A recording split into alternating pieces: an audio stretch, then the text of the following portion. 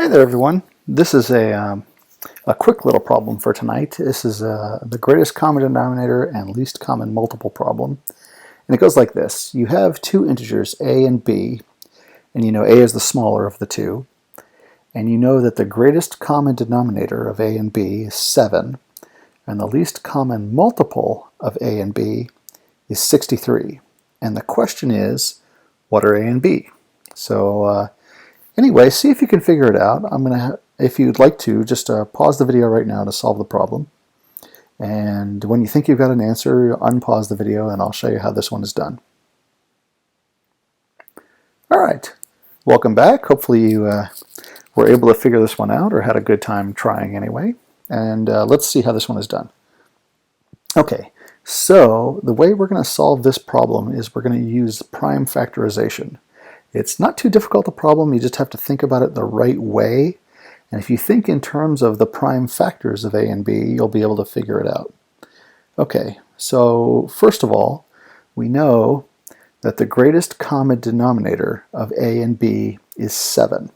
So greatest common denominator, that's the biggest number that evenly divides, the biggest integer that evenly divides both a and b.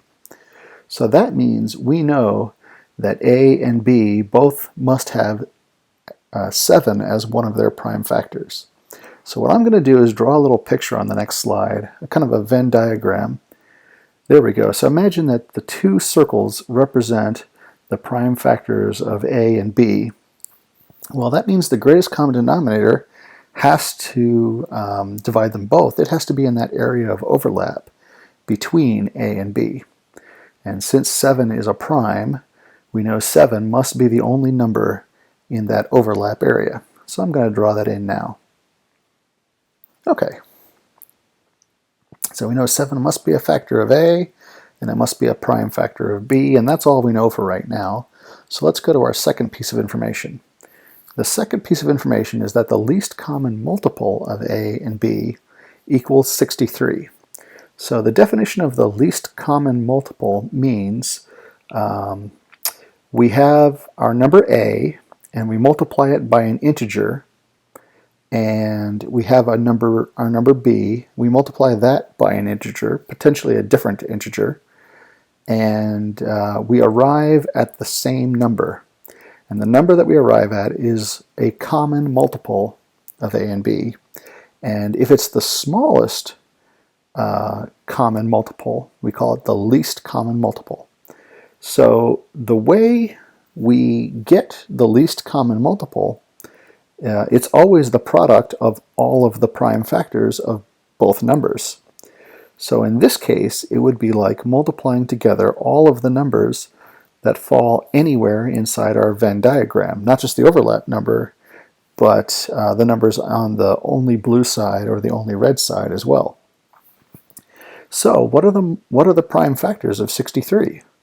Well, we know 7 is one of them, and if you divide 63 by 7, you get 9, which is not prime, but 3 times 3 is. So the prime factors of 63 are 3 times 3 times 7.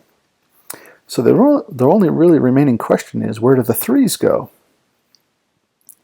And you know, it could be that there's a 3 for the a and a 3 for the b, or it could be that they're both on one or both on the other. Well, if both a and b had 3 as a prime factor, then our overlap area wouldn't include only a 7. It would be a 7 and a 3.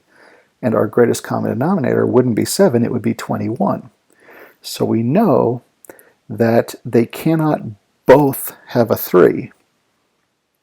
Only one of the numbers can have a prime factor of 3.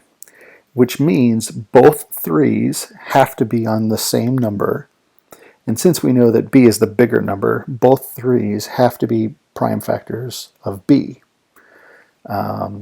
Now, because 3 times 3 times 7 is 63, and that's the least common multiple, we also know that's all of the prime factors of a and b. There can't be any more, because if there were more prime factors of a or b, then the least common multiple would have to include them.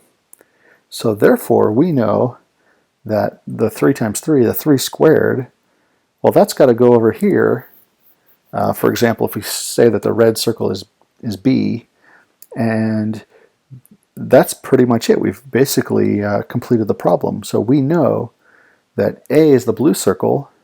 Actually, let me draw a little differently. A is the blue circle, and B is the red circle.